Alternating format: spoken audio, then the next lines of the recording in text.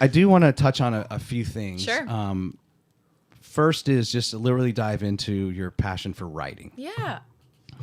And when did that truly start for you? Did you write for the school newspaper? I did. You did. I was the assistant editor for the Patriot Pages. But that desire probably started before that, right? For sure. Yeah, I was writing. I had my first book I wrote in elementary school that I remember typing on our massive desktop. Mm-hmm. What was it about? A family. It was a family that I think got in a car accident and I don't know. It was trauma. I've always been interested in like deep topics. And then I was an intern, the Huntsville Times, the big newspaper at the time. They had teen guest contributors. So I was accepted and wrote for them in my 9th and 10th grade years, which was so cool because it gave me an experience to actually be published in something that would be read by other people. And I loved that. And the school, newspaper helped you, or the school kind of helped set that up for you? No, I sought that out on my own. Look at you. Yeah, I sought that out on my own when I was in 9th or 10th grade, and then wrote for the Patriot Pages at Bob Jones in 11th and 12th grade. I was done with school sports after 9th grade.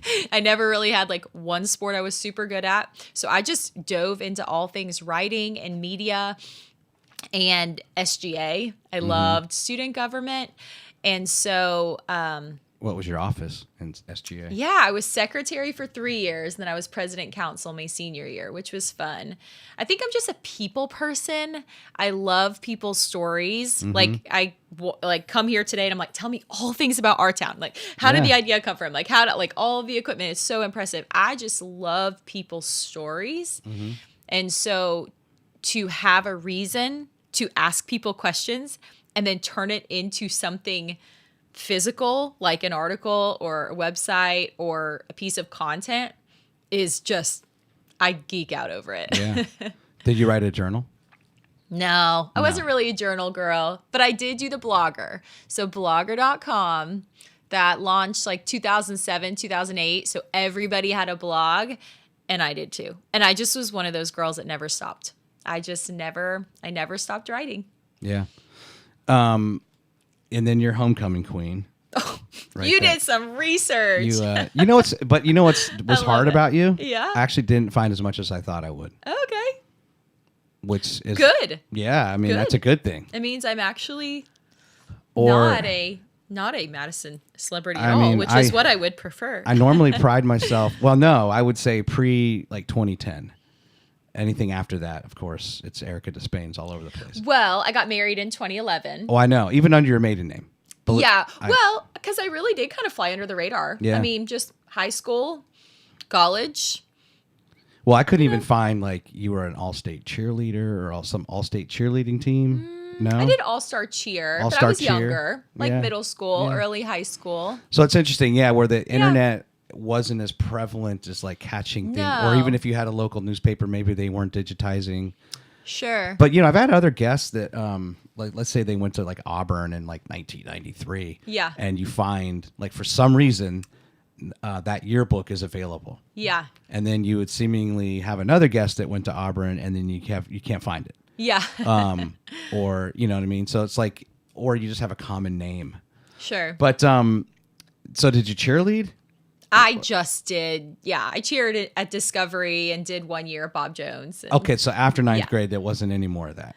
Yeah, no, that was when I really plugged into all the clubs. I just like being involved, like doing all the things. And so that's what I like to do in high school. So did that pretty much carry over into college then when you hit? Oh, I was humbled in college because I did all this leadership stuff in high school and then go to Alabama. And I'm like, I'm immediately going to be this capstone men and women, those are like your premier ambassadors at your 40,000 student school. I was immediately going to get selected for that. I was going to do all of these things and immediately realize, oh, I am a very small fish with a lot of people who are way more accomplished than I am here at college. So that was a good dose of humble pie that I needed. Was somebody warning you that was going to happen, No, or it was just naturally? I was confident. I was happened? going to go in and do my thing. And yeah, so no, in college I was an AOPI in the sorority. So met some of my very best friends in the sorority, studied journalism, media. But honestly, I met my husband halfway through my sophomore year of college and lost some of my interest to do all the things because I was dating my husband and we were going to get married and kind of knew it. Yeah. So you lose the interest to do all the things. Even though you weren't really interested at all at the initial prospect of meeting Jamie. No, I was not interested at all. I was going to marry a guy. I was going to go to Alabama, meet a guy at church who was maybe a fraternity boy, because that would mean he's social, and who is an engineer, and then we're going to move back to Huntsville and live happily ever after. Yeah. This is how my mind works. That didn't happen, which is just, I mean, it's just funny. Like, who plans their life that But tell that story of how, like, there was this someone, like a friend of yours. My sister. It was your sister. My sister was dating her high school sweetheart from Bob Jones. Okay. And she always used to go up to West Point. They were at West Point at the time. She always used to go up to West Point for their class balls. And I was jealous. And so my now brother-in-law, who's the biggest jokester in the entire world and loves to push my buttons, he called his best friend, Jamie, who's now my husband, and said, oh, hey, my girlfriend has a sister. You want her to come? And he called his mom. She bought my plane ticket because my mother-in-law, she'll tell you now, like she was so excited that he was actually going to have a date. So I flew up there in a whim with my sister for a fun weekend in New York. And what did he have planned for you? Because I remember reading this. Yeah. And what's hard about, because you're a writer and a blogger, I mean, there's so much stuff that you could potentially talk about, right? We could talk for 100 hours. About every topic. About all these things. Yeah. And so stumbling upon that story, like, okay, that's pretty cool. And I think there was some trepidation on his part. He's never met you. Yeah. And now, not only has he ever met you, this isn't like just going to Sonic and then hitting the movie theater. Oh, no. There's like a whole weekend. Oh, whole weekend. So what did he have planned for you? It was fun. I mean, we had a big rental house with a lot of the other cadets, which was really fun because there were all these girls in a similar situation of like, this is so weird and fun. But I mean, he had a corsage for me for the dance. It was just such a gentleman in knowing that like, this is so bizarre, but he kind of wanted to sweep me off my feet. So it was fun. I went back to college and was like, well, I'm supposed to just be here and meet my Alabama boy. And like, now I got this guy in New York, so, and I don't want to marry anyone in the military, but best laid plans. How soon into that trip did you start? That was January of 2008, and then we graduated college in 2010. No, but like when you went to that weekend, how soon into that weekend did you think, okay, there's something here? There's some immediately. Spark. Immediately. Yeah, immediately. We were both like, uh-oh. We're in trouble. So then he flew down to Alabama to see his family in Birmingham. Okay. President's Day weekend. That was 3 weekends later. And that was when we're like, all right, let's give this a try. So is he like a Vestavia Hills guy? Like what's Hoover. Yeah. Okay. So he was a part of his senior class, had a big documentary on MTV, which was huge at the time because MTV was like all the rage. So I'm old enough. Yeah. And you weren't even alive. Yeah. When I saw like the first video on MTV. Really? At my buddy's house. I think it was 1983, 82. That's fun.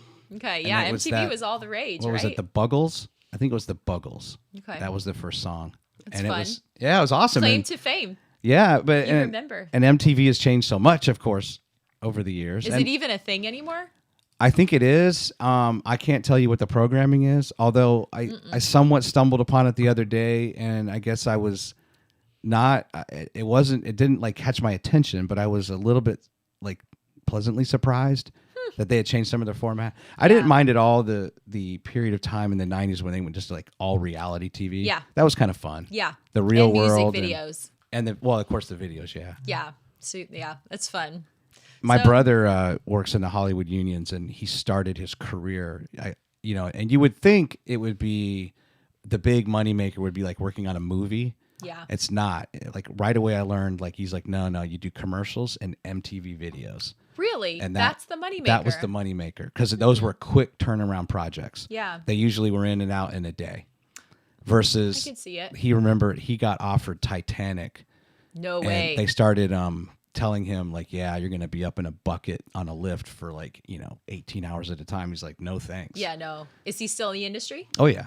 Wow. Yeah. Lighting, video, sound. I mean, it's just, That's so cool. they just chase project after project. Right. And there's lean years and there's good years. When it's a really good year, like I've been visited him, like he lives in Venice Beach. Oh, wow. Have So you he's been really to Santa struggling Monica? out. Yeah, it's gorgeous. You will ride up he's got bikes, these beach bikes. And Yeah. we'll ride from like Venice Beach down to Santa Monica on the boardwalk, which kind of is like more serpentine. Yeah. And it's just, oh, that guy, that's the producer of this. And these are like, you wow. don't really go to the beach and just pass people, right? And he's just pointing out that's this person and that person. Everybody's and a somebody. Everybody's a somebody. Isn't that interesting? But It's pretty cool. And if things are going really, really well, you work like maybe 10 days a month, but when things are not going well, Sign me up. then you're working, Sure. And working you like probably crazy. have to work really hard to get to that point where Yeah. you're only working 10 days a month. Yeah. So